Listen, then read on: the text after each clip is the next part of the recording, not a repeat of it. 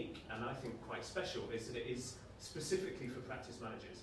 So if you see us veering off in a direction that isn't for practice managers, then email us, ring us, and tell us that we're doing something wrong. We really appreciate your feedback.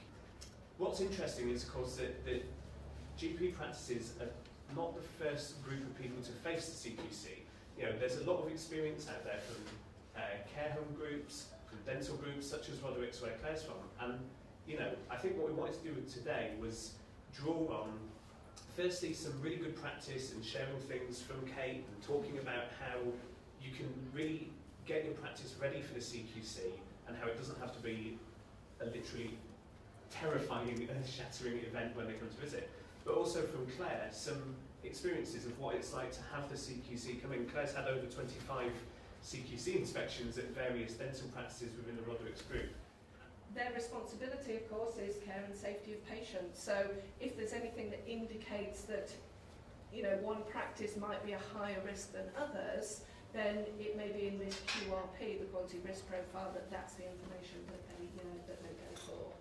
They can look at information like NHS choices, your national patient survey data, that's all available publicly. And I should imagine those of you who have been doing the patient participation DARES, you will also have results of your own patient surveys on your website so that they can look at that kind of information as well about you. One of the things that I've come across, particularly working with practices in Salford and Oldham, other areas of Greater Manchester, where they have a very diverse population. They've brought something to my attention that I didn't necessarily think of particularly before. When you thought about people who don't speak English as their first language, you think, yes, okay, you know, we can get leaflets, we can get things translated for them.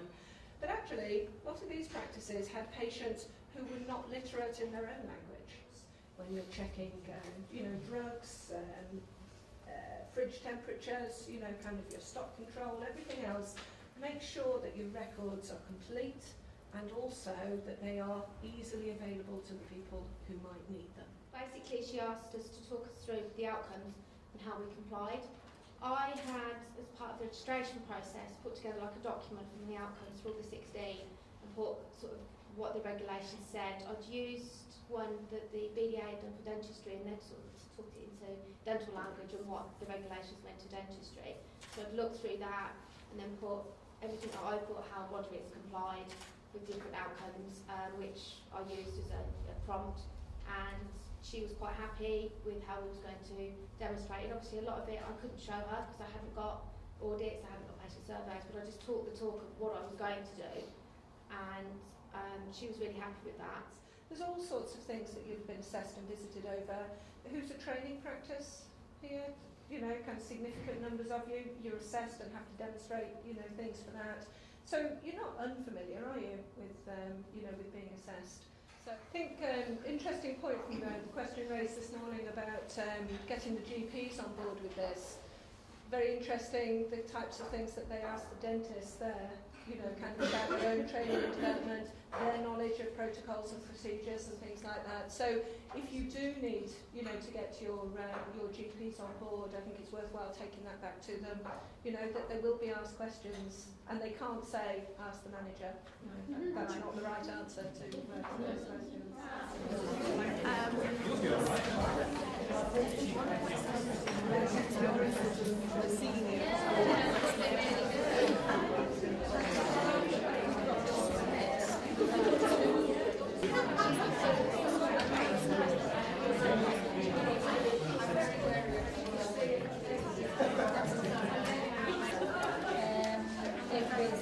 Confidentiality, chaperone,